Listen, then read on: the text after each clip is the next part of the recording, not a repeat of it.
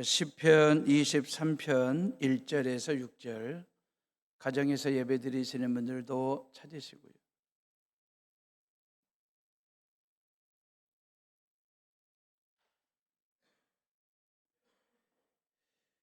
찾았으면 다 같이 1절로 6절을 봅니다. 여호와는 나의 목자시니 내게 부족함이 없으리로다. 그가 나를 푸른 풀밭에 누이시며 쉴 만한 물가로 인도하시는도다. 내 영혼을 소생시키시고 자기 이름을 위하여 의의 길로 인도하시는도다. 내가 사망의 음침한 골짜기로 다닐지라도 해를 두려워하지 않을 것은 주께서 나와 함께 하심이라. 주의 지팡이와 막대기가 나를 안위하시나이다. 주께서 내 원수의 목전에서 내게 상을 차려주시고 기름을 내 머리에 부으셨으니 내 잔이 넘치나이다.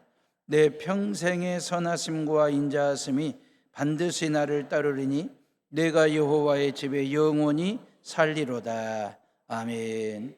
저는 중학교 3학년 때부터 고등학교 1학년 때까지 교회 다니는 형들과 함께 교회 주보 만드는 일들을 했습니다. 옛날에는 묵지에다가 철핀으로 서가지고 복사기, 인쇄기가 있을 때가 아니고 등사할 때였거든요. 작년 주보 250매, 중고등부 학생들 주보 100매, 이거 양면으로 등사하는 게 만만치 않은 일이었거든요. 그러다가 고등학교 한 2학년 때쯤 해서 고창 읍내에 인쇄소가 많이 들어서면서 그때부터 고등학교 2학년 때 교회 주보는 인쇄소에서 복사를 하든지 인쇄를 하는 일을 했습니다. 금요일 날 아침 일찍 학교 가기 전에 교회에 들려서 모금의 목사님에게 주보 초안을 받아가지고 고창 읍내에 있는 인쇄소에 주보를 맡기고 토요일 날 수업 끝나고 돌아오는 길에 인쇄된 주보를 찾아가지고 와서 목사님에게 전달하는 그러한 심부름 일을 했습니다. 여러 교회 주보를 인쇄소에서 하다 보니까 이 교회 설교 제목이 저 교회에 가 있기도 하고 저 교회 설교 제목이 이쪽으로 와 있기도 하고 또 주보가 배달되는데 잘못 배달되지 않은 이러한 저런 재미있는 해프닝들이 꽤나 있었습니다. 한 번은 설교 제목이 빠진 거예요. 초안에. 인쇄소 직원이 목사님에게 전화해서 목사님 이번 주 설교 제목이 뭡니까? 물었더니 여호와는 나의 목자시니 이런 거예요. 대상교회 모금의 목사님 설교 제목은 좀 길었거든요.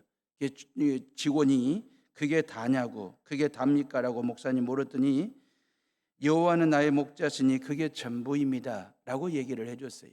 주보가 인쇄돼서 받았는데 설교 제목이 여호와는 나의 목자시니 그게 전부입니다 이렇게 나온 거예요. 목사님이 볼 때 이건 오타예요. 이 주보를 다시 인쇄할 수도 없는 상황인데 근데 설교 제목을 읽어보고 또 읽어봐도 이건 오타가 아니라 정타였어요.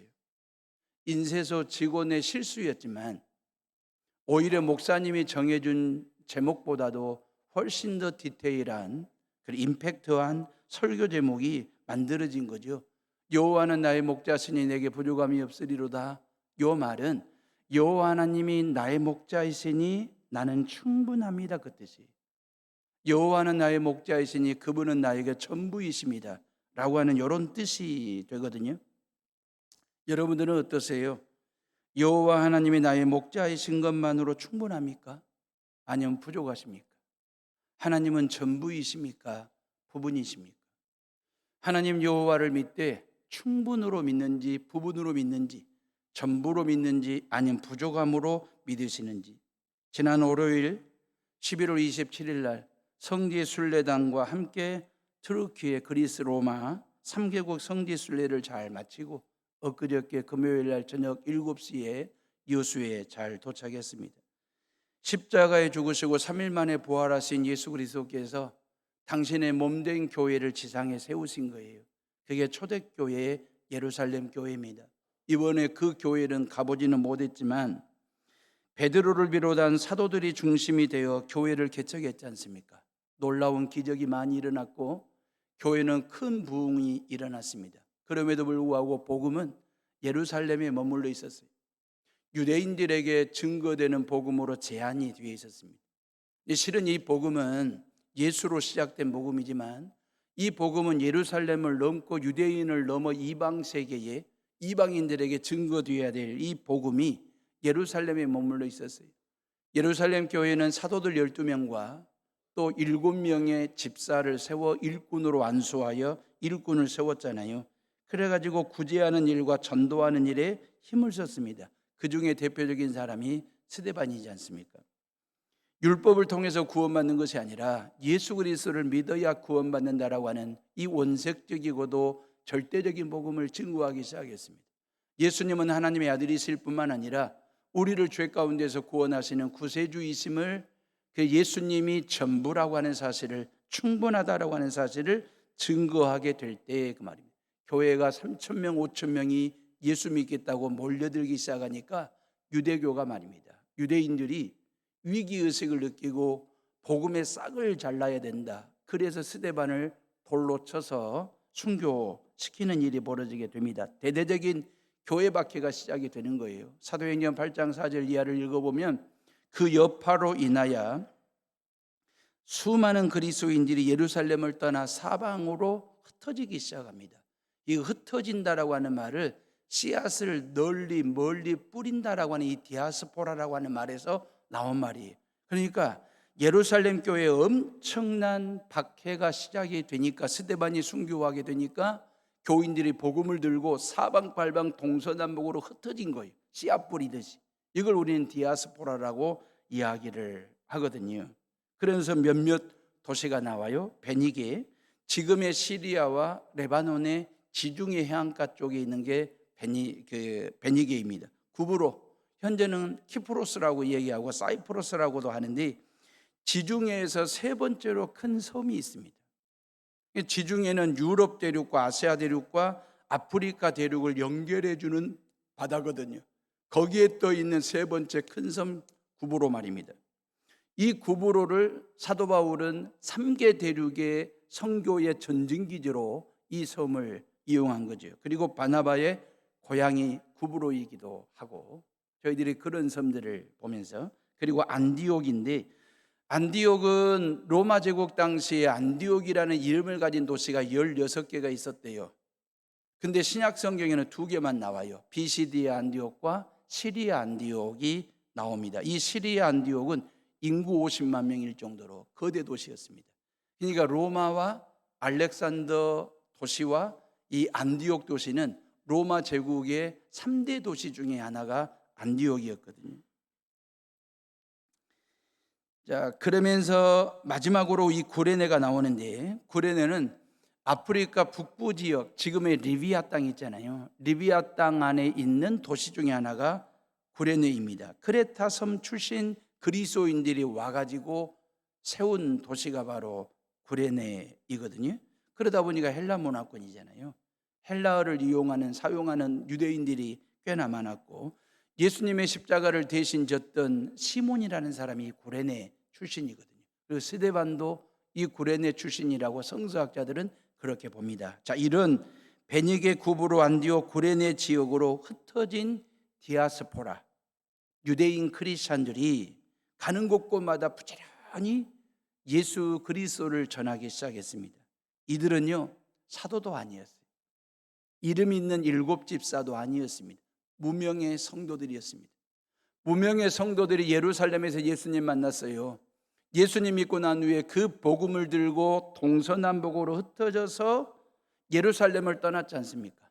그러면 생활 기반을 다져야 되지 않겠어요? 베니게에서, 구브로에서, 그리고 안디옥에서 말입니다. 근데 그들은 생활 기반을 다지는 일보다도 예수 그리스도의 복음을 증거하는 일에 더 전심전력하여 이 땅의 영혼 구원하는 일과 하나님의 나라를 건설하는 일에 열심을 다했던, 그러면서 예수님만으로 충분합니다, 예수님이 우리 인생의 전부입니다라고 하는 이 복음을 증거하는 일들 말입니다. 너는 말씀을 전파하라. 때를 얻든지 못 얻든지 항상 힘쓰라고 하신 말씀에 의지해서 영혼 구원하고 하나님 나라 건설하는 일에 앞장을 섰던 사람들이 흩어진 디아스포라 크리스천들 말이에요.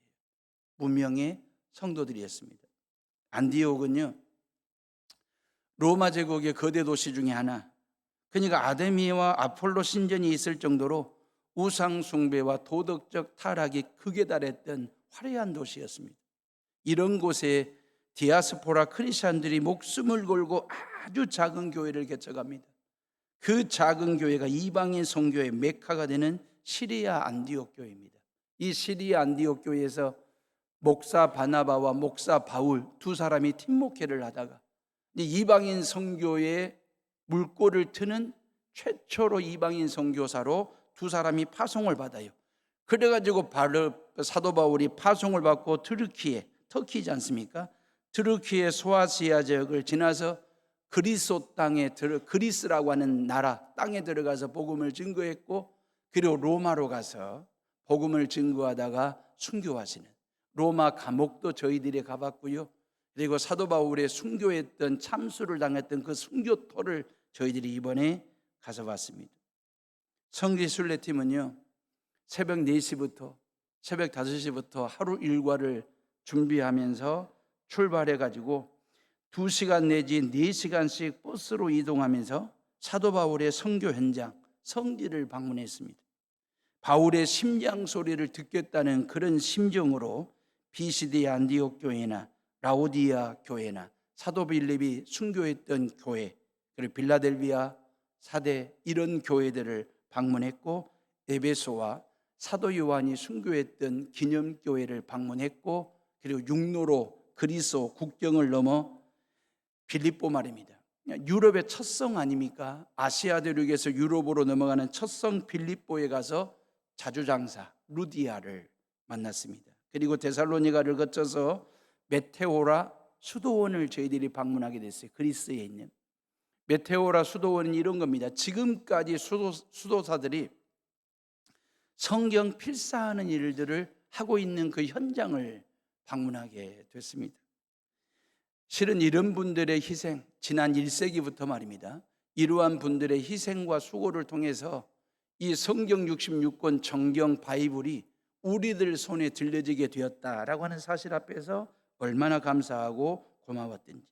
그리고 난 다음에 고린도 교회를 방문했습니다. 그리고 배를 타고 16시간 동안 로마로 가서 폼페이를 보고 로마 바티칸 도시국가를 방문해서 베드로 대성당 견학을 했고, 그리고 초기 기독교인들이 예수 믿고 싶어서 지하로 땅속으로 숨어 들어가서 동굴을 파고 땅굴을 파고 카타콤이라고 하는 그 예배당, 그들의 삶의 현장 지하 땅굴을 방문하면서 한 번 더 가슴 뭉클한 은혜를 느꼈습니다. 그리고 마지막 코스가 사도 바울이 옥살이했던 감옥터, 그리고 목배임을 당하는 순교했던 순교터에서 모든 성지순례 마지막 마무리 일정을 소화했습니다. 바울은요, 2000년 전에 순교했지만 터키, 그리스, 로마를 찾는 성지 순례객들을 반갑게 환영해 주시는 듯 그런 감동을 받았어요. 사도 바울은 육은 죽었지만 영은 지금도 살아계셔서 복음의 흔적과 교회의 터를 통해서 우리에게 말입니다, 묵직하고 깊이 있는 메시지를 전달해 주는 그런 느낌 말입니다. 여러분들이 얼마나 중보기도로 성지 순례단들을 위해서 기도해 주셨든지 빠듯한 일정 건강하게 안전하게 잘 소화했고요. 세계 나라 가이드들이 하는 말이었습니다. 제가 가이드들과 꽤 이야기를 많이 했는데 가이드들이 하시는 말씀이 기도로 많이 준비하신 모양이네요. 그래요. 앞팀 말입니다. 그 전주 팀들은 얼마나 비가 많이 내렸던지, 버스에서 내리지도 못할 정도로 비가 쏟아졌는지, 해오른 교회는 12일 동안 폼페이에서만 우산 한 번 쓸 정도로 맑은 날씨, 좋은 날씨 가운데 성지 순례하게 되니까 이게 주님의 은혜가 아니겠냐고 가이드들이, 그냥 하시는 립싱크가 아니었어요. 사실이었으니까, 팩트였으니까. 저도 처음 가보는 터키 그리스였는데 참 가기를 잘했다는 생각을 여러 번 하게 됐습니다. 교회 형편이 되기만 하면 비행기 전세기 하나 띄워서 우리 해오른 교회 교인들 전부가 다 같이 갔으면 좋겠다라고 하는 생각을 여러 번 했습니다.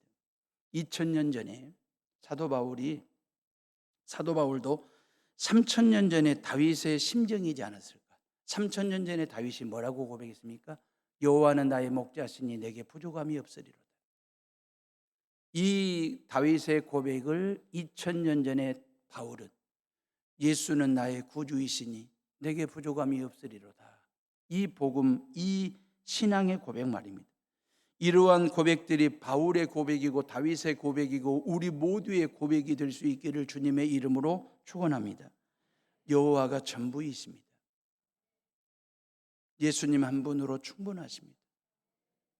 여호와는 내게 나의 목자시니 내게 부족함이 없으리로다. 이 다윗의 고백과 바울의 신앙 말입니다. 성탄을 앞둔 우리 헤어룸 교회 교인들의 신앙은 어떠신지 그 말입니다. 여호와 하나님 한 분만으로 충분하십니까? 예수님이 전부라고 생각하십니까? 사도 바울의 선교 흔적을 따라가 보았더니 결코 충분한 게 아니었어요. 전부일 수가 없었습니다. 사도 바울이 고린도 교회 교인들에게 이런 고백을 했거든요. 고린도 후서 1장 8절에 형제들아 우리가 아시아, 그러니까 투르키예죠. 터키에서 당한 환난을 너희가 모르기를 원하지 아니하노니 힘에 겹도록 그랬어요. 힘에 겹도록 심한 고난을 당하여 살 소망까지 끊어지고 그랬어요. 이 선교하는 일이 영혼 구원하고 하나님의 나라를 건설하고 교회를 개척하는 일이 얼마나 힘들고 고난스럽고 고통스럽고 박해가 심었든지 그 말입니다. 살 소망이 끊어질 것만 같다. 아니 살 소망을 끊어버리고 싶다 할 정도의 환난과 고난과 박해 중에서도 사도 바울은 그럼에도 불구하고 죽은 자를 살리시는 하나님을 의지하면서 복음을 전한다고 했던 이 사도 바울의 선교 열정을 저에게도 좀 주십시오. 그런 마음 가지고 고린도를 방문하게 됐습니다. 고린도 후서 11장 23절 이하를 보면 내가 수고를 넘치도록 하고 옥에 갇히기도 더 많이 하고 매도 수없이 맞고 여러 번 죽을 뻔하였으니 유대인들에게 40에 하나 감한매를 5번 맞았으며 3번 태장으로 맞고 1번 돌로 맞고 3번 파선하는데 일주야를 기품에서 지냈으며 여러 번 여행의 강의 위험과 강도의 위험과 동족의 위험과 이방인의 위험과 시내의 위험과 광야의 위험과 바다의 위험과 거짓 형제 중의 위험을 당하고 또 수고하며 애쓰고 여러 번 자지 못하고 줄이며 목마르고 여러 번 굶고 춥고 헐벗었노라 그랬어요. 이게 사도 바울이 예수님 만나고 난 후, 예수님 믿고 난 후, 사도가 되고 난 후 겪었던 고통의 현실입니다. 환난과 핍박의 팩트입니다. 모든 것을 배설물로 여기고 오직 십자가 외에 자랑할 것이 없다라고 고백한 사도 바울이 겪은 고통의 현실 말입니다. 이 골로새 편지를 쓸 때만 하더라도 사도 바울은 로마 감옥 안에 갇혀 있는 상태였거든요. 그래서 옥중서신이잖아요. 그 감옥을 가봤습니다. 예수님 믿고 난 후 예수 그리스도 때문에 충분한 게 하나도 없어.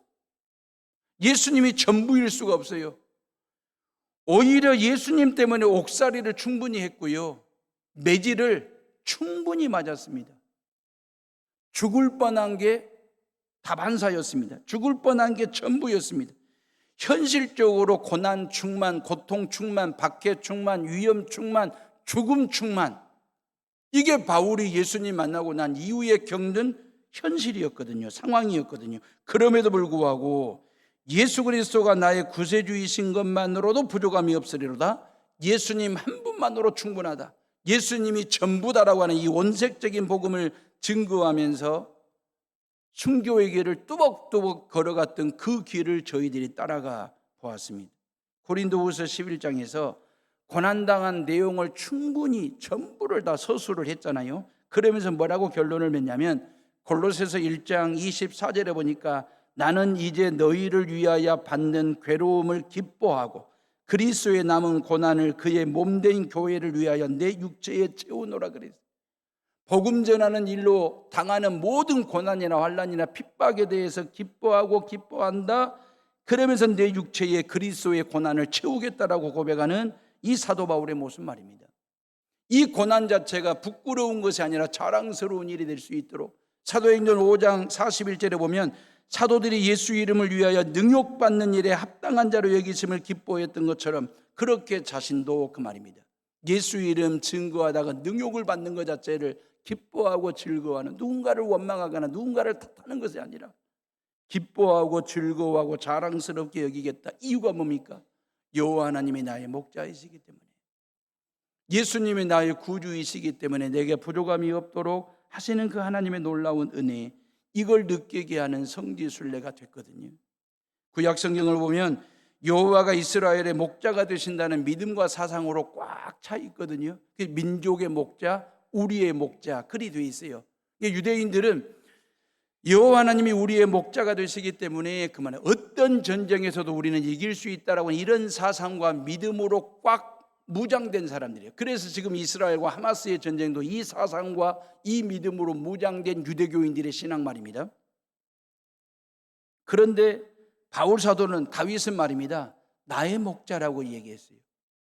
유대인들은 민족의 목자고 우리의 목자라고까지만 고백하는데 다윗은 나의 목자라고 좀 더 디테일하게 그 말입니다, 고백을 한 것이거든요.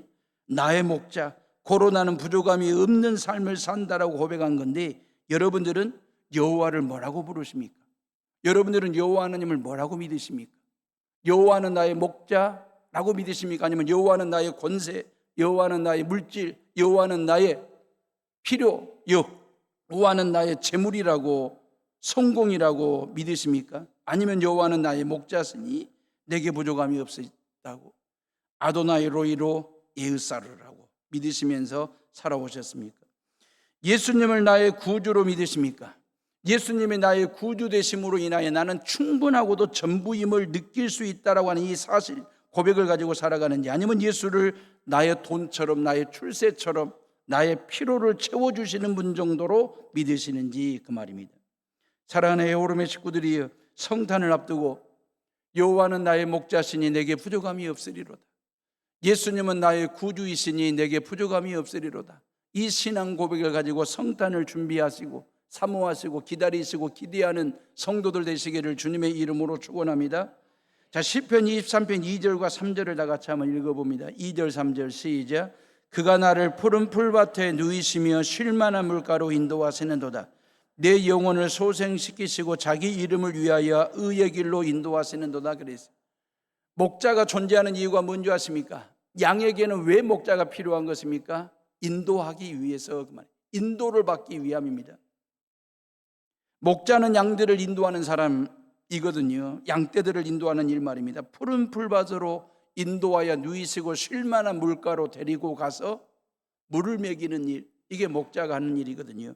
우리의 영혼을 소생시키시고, 이 말은 뭔 말이냐면 지치고 힘든 생명에 새로운 생명의 기운을 불어넣어 주신다, 그 말이에요. 누가? 목자 되신 여호와 하나님이. 그러면서 우리를 의의 길로 인도하시는 일, 그 말. 누가? 목자가, 여호와가, 예수가 말입니다. 누구를? 양떼들을, 우리를 말입니다. 목자는 양들에게 최적화된 곳으로 인도하시는 일을 합니다. 그게 푸른 초장이고 쉴만한 물가이고 거기서 영혼이 소생하고 의의 길로 인도함을 받는 일 말입니다. 여호와를 목자로 모시면 왜 부족함이 없이 충분하고 전부인지 아시겠지요? 여호와 하나님은 우리를 푸른 초장으로 인도하신다고요. 쉴만한 물가로 인도하셔서 우리의 영혼을 소생시키시고 우리를 의의 길로, 바른 길로, 옳은 길로 인도하시기 때문에 그 말입니다. 그러면서 인도하신다는 말이 얼마나 감사했던지, 제가 성지순례 중에 이 본문을 묵상하면서 인도하신다는 말이 얼마나 감사하고 고마웠던지. 왜요? 몰고 간다, 끌고 간다라고 하지 않았습니다.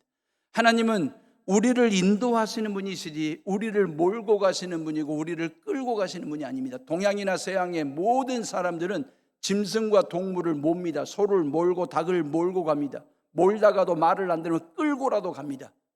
이게 사람의 본성입니다.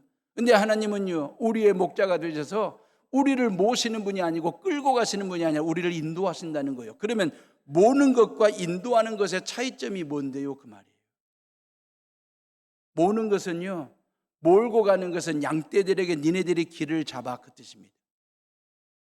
인도한다는 것은 목자가 길을 잡겠다는 것입니다. 뭔 차이인데요? 양이 길을 잡든 목자가 길을 잡든 뭔 차이가 나길래요? 몬다라고 하는 말은, 끌고 간다는 말은 양떼들에게 네가 가고 싶은 대로 가, 그 말입니다. 네 가고 싶은 대로 가라는 거예요. 네가 방향을 잡고 가라는 것입니다. 그러다가 웅덩이에 빠질 수도 있고 절벽 아래로 떨어질 수도 있고 맹수를 만날 수도 있고 위험에 얼마든지 처할 수도 있습니다. 몰고 가면 그렇습니다. 끌고 가면 그렇습니다. 그런데 목자 되신 하나님은 당신이 길을 잡겠다는 거예요. 우리를 책임지시겠다는 거예요. 웅덩이에 빠지지 않고 절벽 아래로 떨어지지 않도록, 맹수를 만나지 않도록 지팡이와 막대기로 우리를 인도하시겠다라고 하는 얘기거든요. 책임지겠다는 거예요. 모는 것과 인도받는 것은 이런 차이가 있는 것입니다. 우리의 신앙과 우리의 삶의 속성은 우리의 성질머리는 말입니다. 하나님까지 몰고 다니려고 그래. 하나님까지 끌고 다니려고 하는 못된 속성과 욕심이 우리 안에 꿈틀거리고 있다고요. 내가 목자가 되는 것처럼. 그게 아니라는 거예요. 하나님께서 우리의 목자가 되신대요. 그리고 우리를 몰거나 끌고 가시는 분이 아니라 우리를 인도하시겠대요. 그래서 우리를 가장 안전한 곳으로, 풍요로운 곳으로 최적화된 푸른 초장과 쉴만한 물가로 우리를 인도하시고 책임져 주시겠다라고 하는 이야기거든요. 성지순례가요, 일반 여행과 다른 것이 뭔지 제가 알았어요. 이번 가이드들과 이야기하는 중에. 일반 여행은요, 여행의 주도권이 누구에게 있느냐? 여행객들에게 있습니다. 왜? 고액의 돈을 내고, 그랬으니까 방향도 잡고 장소도 잡아요. 여행객들이. 그리고 가이드들을 몰고 다니고 끌고 다닙니다. 그러니까 진상들을 많이 만난다는 거. 다 그렇다는 얘기는 아니지만. 근데 성지순례단은 모든 주도권을 누구에게 맡기냐면 가이드에게 맡깁니다. 현지 가이드에게 맡기고 따라가요. 이번에 만난 가이드들 10년차, 30년차 베테랑 가이드를 만나가지고 이 가이드가 인도하는 대로, 들려주는 대로, 보여주는 대로 배우고 마음에 새기는 시간이 됐어요. 가이드에게 모든 주도권을 넘기고 우리를 인도해 달라고 맡겼습니다. 제가 우리의 헤어룸의 성지순례단들에게 인천공항에서 여행사 가이드를 만나는 순간 그 말입니다. 저와 우리 집사람을 비롯해서 30명의 순례단 중에 한 사람으로 보라고, 우리를 담임 목사라고 특별 대우하지도 말고 성지순례단 30명 중에 한 사람으로 참여하면서 로뎀 투어 가이드와 그다음에 튀르키예, 그리스, 로마에서 만날 가이드가 인도하는 대로 100% 순종하자고. 나도 성지순례단 중에 한 사람으로 담임 목사로 가는 것이 아니라 성지순례단의 한 사람으로 갈 테니 100% 순종하는 것이, 그분들의 인도함을 따르는 것이 성지순례의 효율성, 가성비를 가장 끌어올릴 수 있는 최대치라고 보았기 때문에 그랬습니다. 그 담임 목사로 간 게 아니라 성지순례단 중에 한 사람으로 갔습니다.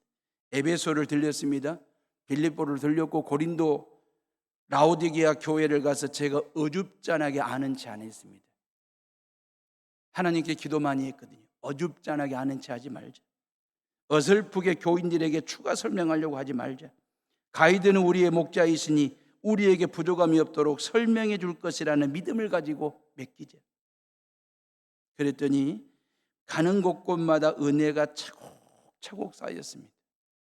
여행용 캐리어 가방에는 빨랫감이 쌓이고 쌓이는데 우리 마음속에는 하나님이 주시는 은혜가 차곡차곡 쌓이게 됐어요. 가이드들은 우리를 푸른 초장으로 쉴만한 물가로 인도했고 우리의 영혼을 소생시키는 멘트와 가르침을 줬습니다. 그분들이.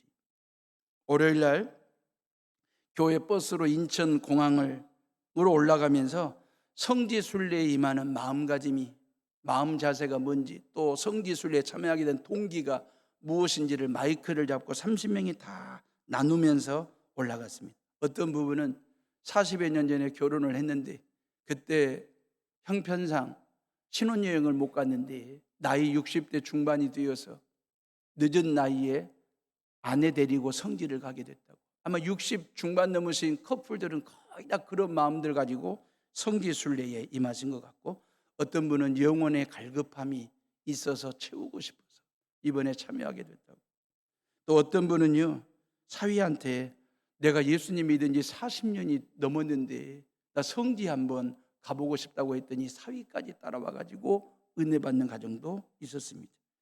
우리의 가슴을 뭉클하게 했던 커플이 누구냐면 우리 이정삼 집사님과 김수진 집사님 부부였습니다. 오복남 권사님의 큰딸입니다. 사위입니다. 우리 오복남 권사님이 지난 6월 8일 날 하나님의 부르심을 받고 천국으로 보내드렸잖아요. 그래서 6개월이 됐습니다. 김수진 집사님, 우리 오복남 권사님의 큰딸이잖아요. 성지순례에 엄마 신발을 신고 다니려고 엄마 신발 신고 왔다고. 돌아서 봤더니 낯익은 검정색 오복남 권사님 엄마 신발을 신고 온 거예요. 트르키예를, 그리스, 로마 땅을 엄마 신발을 신고 성지순례를 했습니다.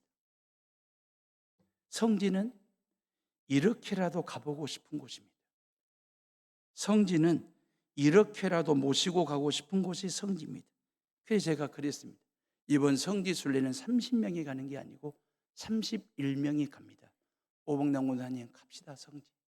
그랬습니다. 이번 성지순례는 가는 날부터 하나님께서 우리에게 이 엄청난 은혜를, 가슴 뭉클한 사연들을 주시는데, 성지에서 하나님께서 부어주시고 채워주실 은혜가 얼마나 클까, 그걸 기대하면서 갔더니 기대한 만큼 큰 은혜를 채워주셨습니다.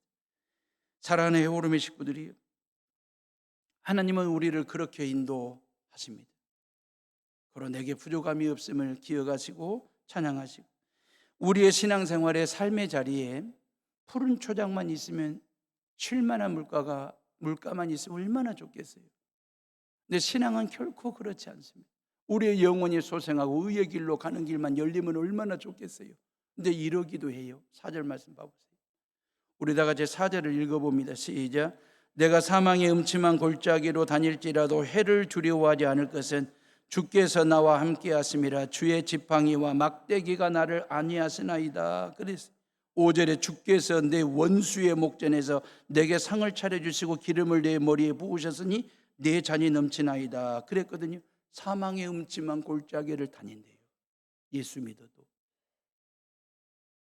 여호와 하나님을 나의 목자로 모셨는데, 예수님이 나의 구주이심을 고백했는데도 우리에게는 사망의 음침한 골짜기가 열릴 때도 있고 원수의 목전에 설 때도 있다라고 하는 것입니다. 우리는 신앙생활하면서 내 사전에 사망과 원수는 없어야 돼, 그런 고대와 그런 소망과 그런 외침을 가지고 신앙생활을 해보지만, 우리는 나도 모르는 순간에 사망의 음침한 골짜기를 거닐 때도 있고, 그리고 또 하나 원수 같은 사람들이 여기저기에서 툭툭 튀어나올 때도 있더라, 그 말이에요. 여러분들 벌써 12월 10일이지 않습니까? 여러분들 지난 1년 동안에 사망의 음침한 골짜기 안 거닐어 봤습니까? 원수 안 만나셨습니까? 그러면 이 대목에서 우리가 궁금한 게 있지 않습니까? 여호와 하나님을 나의 목자로 모셨는데 부족함이 없도록 한다 하지 않습니까? 푸른 초장으로 쉴만한 물가로만 인도하셔야지, 내 영혼을 소생시키시고 의의 길로만 인도하시지 어쩌자고 하나님이 나에게 사망의 음침한 골짜기를 맛보게 하십니까? 왜 원수의 목전에 서게 하십니까? 왜 하나님이 그러시는 것입니까? 따지고 싶고 되물어보고 싶고 거기에 대한 답을 듣고 싶어 하는 생각 있지 않냐, 그 말이에요. 그래서 여러분들이 가지고 있는 성경 시편 23편은 4절과 5절을 지워버리고 싶지 않냐, 그 말이에요. 왜 나에게 사망의 음침한 골짜기가 있어야 되는지, 왜 내가 원수의 목전에 서야 되는지, 내 신앙생활에, 내 삶에, 내 인생에 사망과 원수는 필요 없어. 그래서 검정색 볼펜으로, 사인펜으로 지워버리고 싶지 않냐, 그 말이에요. 그 시편 23편은 6절까지 필요 없어. 넉 절이면 충분해. 1절과 2절과 3절, 6절 말씀이면 충분해. 4절과 5절은 지워버려도 돼. 그러고 싶지 않습니까? 4절과 5절 지워버리고 싶지 않냐, 그 말이에요. 시편 23편은 내 성경은 6절이 아니라 4절이면 충분하고 4절이면 전부라고 하는 그런 생각이 없냐, 그 말입니다.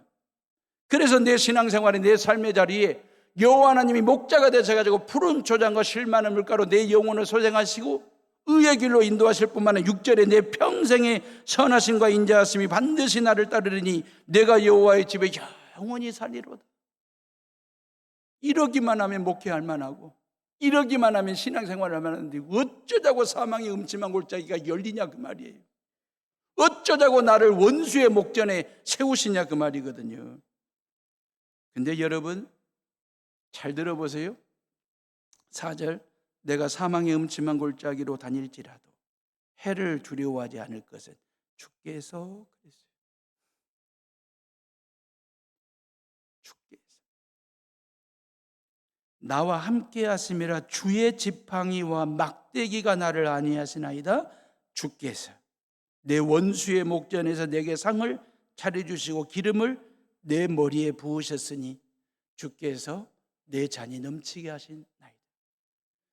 언제 우리가 하나님을 향하여 주님이라고, 주여 하나님만이 내 인생의 주인이라고 언제 고백하냐면 사망의 음침한 골짜기에 섰을 때, 원수가 내 목전 앞에 서 있을 때, 그때 여호와 하나님은 나의 주님이 되시고 나의 주여, 주인 되신다라고 하는 사실 말입니다. 푸른 초장에서는요, 쉴만한 물가에서는요, 내 영혼이 소생하고 의의 길로 인도함을 받을 때에는 하나님 여호와가 어떤 분이었냐면 2절 말씀, 그가 나를 푸른 풀밭에 누이시며 쉴만한 물가로 그가 인도하시는도다.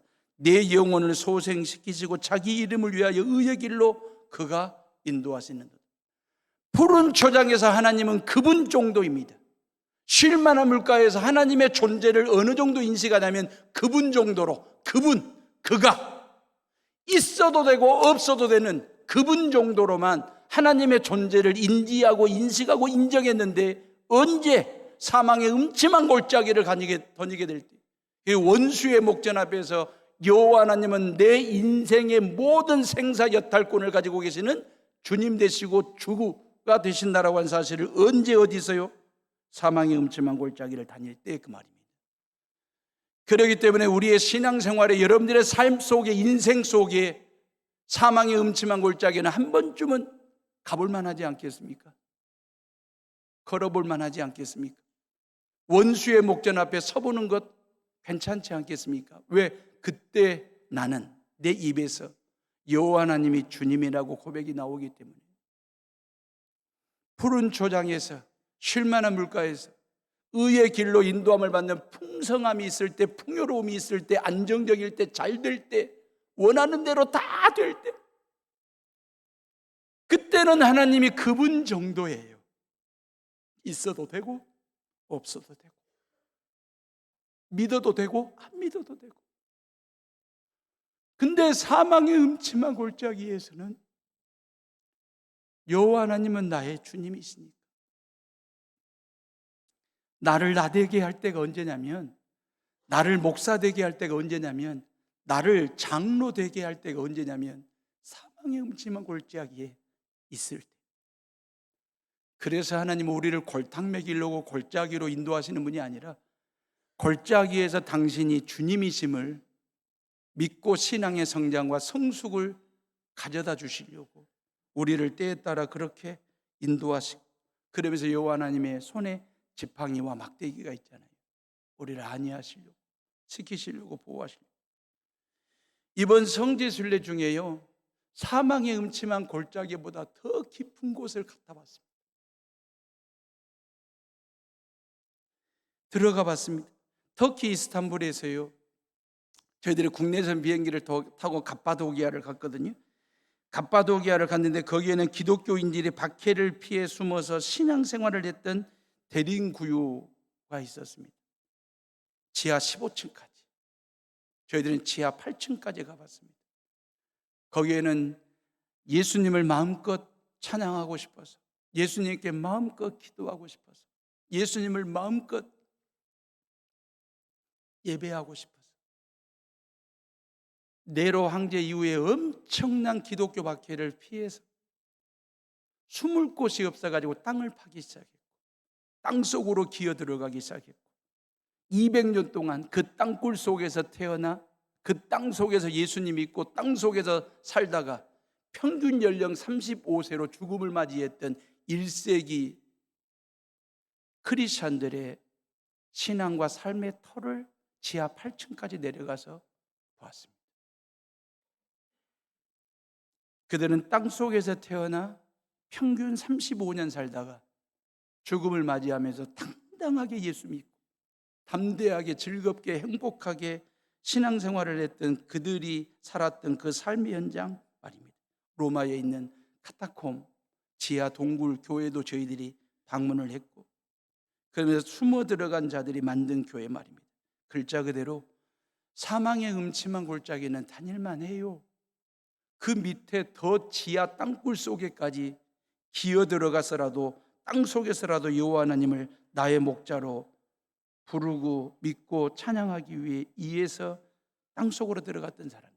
땅 속은 햇빛도 없습니다. 맑은 공기도 넉넉하지 않습니다. 마실 물도 많지 않습니다. 먹을 것 충분할 리가 없습니다. 그럼에도 불구하고 그들은 땅 속에서 깊은 곳에서 평균 연령 35년 짧은 인생을 살면서도 크리스천으로 당당하게 살다가 담대하게 재미있게 살다가 하나님의 부르심을 받았던 사람들의 심장 소리를 들었습니다. 지하에서, 땅 속에서. 사랑하는 헤어오름의 식구들이여, 어떻게 하실래요? 4절과 5절 말씀을 지워버리실랍니까? 집에 가서 지우려고 마음먹고 있었습니까? 어떻게 하실래요? 지우실래요? 내 신앙생활에, 내 삶에, 내 인생에 사망의 음침한 골짜기는 필요 없어. 원수 필요 없어. 지워버리고 싶었습니까? 근데 지우지 마십시오. 그 자리에서, 그 상황에서 나의 나됨을 깨닫게 됩니다. 그래서 하나님은 우리를 푸른 초장으로만 인도하시는 게 아니라 사망의 음침한 골짜기로까지 우리를 인도하십니다. 나에게 주어진 삶의 현장이 푸른 초장이냐 쉴만한 물가냐가 중요한 게 아닙니다. 사망의 음침한 골짜기에 있느냐가 중요한 게 아닙니다. 내 믿음이 중요한 것입니다. 내가 하나님 앞에 어떤 자세로, 내가 하나님 앞에 어떤 사람으로 쓰임받을 것인지에 대한 이야기 말입니다. 설교 마무리합니다. 부부가 엄청나게 싸웠습니다. 막 큰 소리를 치면서 막 얼굴도 붉히고 큰 소리를 치면서 막 그렇게 부부간에 막 싸웠습니다. 부인이 뭐라고 큰 소리로 버럭 소리를 질러댔냐면 당신 것 다 가지고 나가 그랬어요. 당신 것 다 가지고 나가라고 하니까 하도 큰 소리로 치길래 남편이 어안이 벙벙해가지고 당신 것 다 가지고 나가라는 그 부인을 보면서 빙긋이 웃더니 부인을 들쳐업고 나가더래. 그러니까 부인이 들쳐업혀가지고 왜 나를 들고 업고 나가냐니까 당신이 내 거라고. 당신 것 다 들고 나가려면 당신이 내 거라서 그래서 들쳐업고 나간다고. 그래가지고 서로 웃고 다시 행복하게 살았다고 하나요? 이 예배가 끝나거들랑 여러분들 것 다 들고 나가십시오. 여러분들의 예배가 끝나면 뭘 들고 나가시렵니까? 세상으로. 뭘 들쳐 메고 업고 나가시렵니까? 여러분들의 것 예수님 말입니다. 예수님을 들쳐 업고 나가셔야 돼요. 근데 여러분들이 예수님을 들쳐 업으려고 하는 순간 예수님이 여러분들을 들쳐 업는다는 사실을 아십니까? 여러분들 지금까지 신앙생활해 오시면서 여러분들이 예수님을 업어본 적이 없습니다. 예수님이 나를 업어주신 거지. 이 예배를 드리고 세상으로 나아가면서 예수님을 들쳐 업으려고 하는 순간에 예수님이 나를 들쳐 업고 세상으로 나아가 나를 푸른 초장으로 쉴만한 물가로 인도하실 뿐만 아니라 사망의 음침한 골짜기로까지도 인도하신다는 사실을 믿고 인정하면서 예수님만으로 충분하다. 예수님이 전부이다. 이 믿음을 가지고 살아가는 성탄과 연말연초를 준비하는 성도들 되시기를 주님의 이름으로 축원합니다.